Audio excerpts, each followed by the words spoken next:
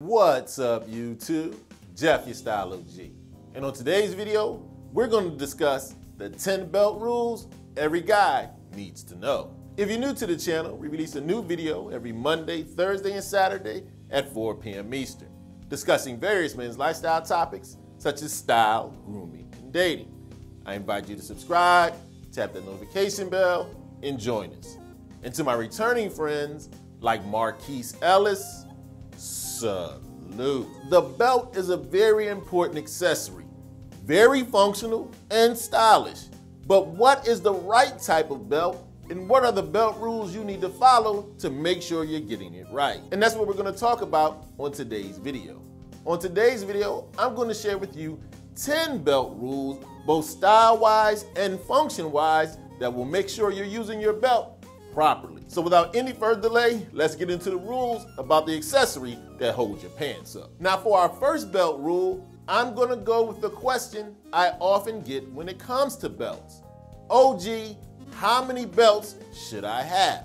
Great question. Now as a general rule, with the wider range of styles you wear, you're probably gonna need more belts.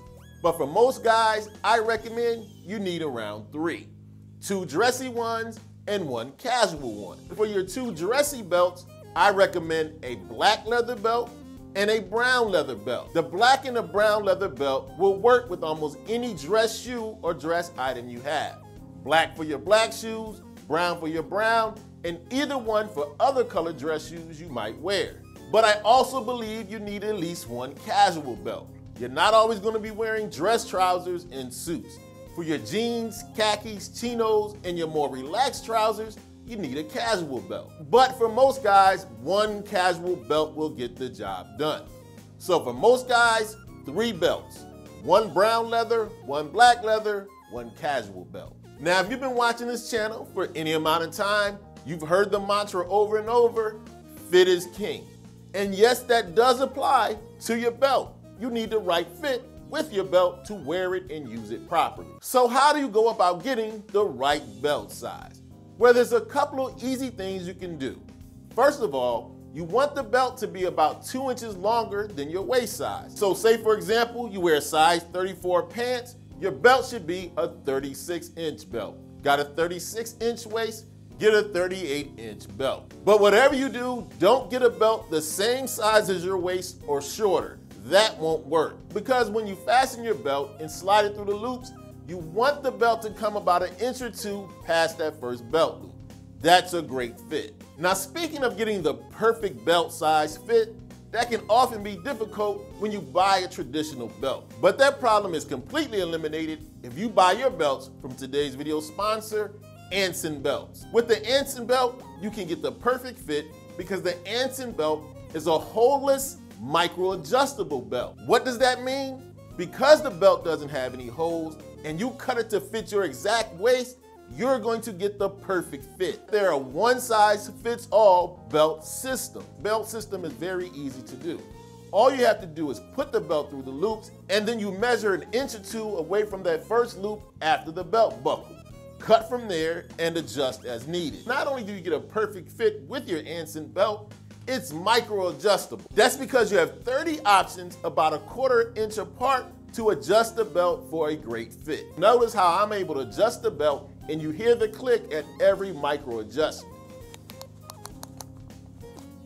Not only can you get a perfect fit with your Anson belt, the straps and the buckles are interchangeable. You want to swap out a belt buckle with a different strap? Very easy to do with Anson belts. And another thing I love about Anson belts, they have a wide range of belt styles and fabrics. I'm talking about leathers, suedes, canvas. Now, not only did Anson belts sponsor today's video, they have a special limited time offer for the Style O.G family. If you click the link in the description, you can get a set of 3 buckles and 2 straps, or 3 straps and 2 buckles. You will receive an additional buckle or strap for free, giving you 9 belt combos for under $100. Once you try Anson belts, you'll never go back to belts with holes again. So make sure you hit that link in the description and get started wearing a perfect fit belt that's also adjustable from Anson Belts. Our next belt rule is a very important one and one of the most fundamental. When you're wearing your belts, especially your dressier leather belts, they need to match your shoes. Yes, that means when you're wearing black shoes, you need a black belt. When you're wearing brown shoes, you need a brown belt. Of course, black is black, but with brown belts, you want it to match closely, but it doesn't have to be an exact match.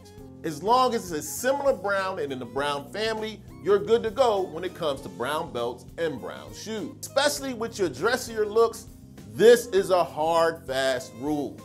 Black belt with black shoes, brown belt with brown shoes. Now you may be asking yourself, what about casual belts? Do they need to match your shoes? No, they don't. It's okay if your belt matches your shoes, but it's also okay if your casual belt complements your outfit or your shoes. A lot of times my belt, when it's a casual belt, will appear to not even match the shoes at all. That's okay. A lot of times I help the belt complementing the pants I have on. You'll hardly ever find me wearing a white belt with a pair of white sneakers. I don't think I've ever owned a white belt. So when it comes to your casual looks, you can play it a little looser. It's okay to match your casual belt in your shoes, but you don't have to. Try to make sure they complement each other. We're not quite done with the matching rules yet. Now we're gonna talk about matching your buckle. If you have other accessories on, you want to match the metal of your belt buckle with those accessories. Here's what I mean. I have on a watch that's silver, the belt buckle is silver as well. Match the buckle with the accessory. Another example, on these shoes, I have a metal horse bit that's silver. The belt again should have a silver belt buckle. You want them to match each other. It's gonna be very hard to pull off a gold belt buckle with silver accessories. That's gonna give you a clash, not a compliment. So remember, when matching your belt to accessories, the metal on your belt buckle should match the metal color of your accessories. Now let's talk a little bit more about the buckle. As a rule of thumb, the bigger the belt buckle, the more casual it is. The smaller the belt buckle, the dressier the belt buckle is. The simpler the belt buckle, the dressier the belt is. The more busy belt buckle is a more casual look. Think about it, when you're wearing a dressier outfit, your accessories should complement. They're not trying to steal the show. Therefore, in a dressier situation, more conservative belt buckle. So remember, dressier situations, smaller, simple belt buckle. In your casual situations, your belt buckle can be bigger and a little busier or less simple. Another rule to go by when you're trying to decide what the right belt is, especially for a dressy situation, you always want to choose leather belts for dressy situations. Leather belt shows you mean business. A non-leather belt is more casual by nature. It's probably never or almost never gonna work in a dressy situation. So remember, when you're getting dressed up, reach for the leather belt. In your casual situations, you can wear all types of materials. Your leather, your nylons, your canvases, much more to play with when you're rocking a casual look. Leather with dressy and anything you want when it's casual. Now my next belt rule, once again, is gonna deal with the fit and the length of the belt. When you have a dressier belt, the shorter the tail end of the belt should be. Here's what I mean. For almost all my belts, I like them to be about 1 inch or 1.5 inches longer than the first belt loop after the buckle. Anything longer than that, you're going past the dressier looks. For your dressier looks, you want the tail to be shorter. Anywhere from, I would say, 1 to 1.5 inches, 2 inches is pushing it. Casual situations, you can bend the rules more.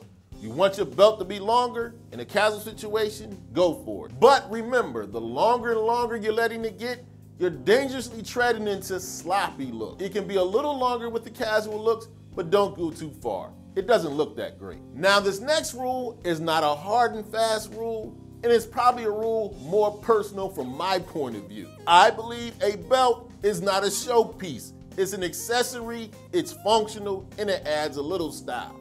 It shouldn't grab attention. Now I know a lot of guys do wear belts as a showpiece. I don't recommend it. Your belt should complement your outfit, not be the star of it. Now like I said, this isn't a hard, fast rule, but in my opinion, it's gonna work for most guys.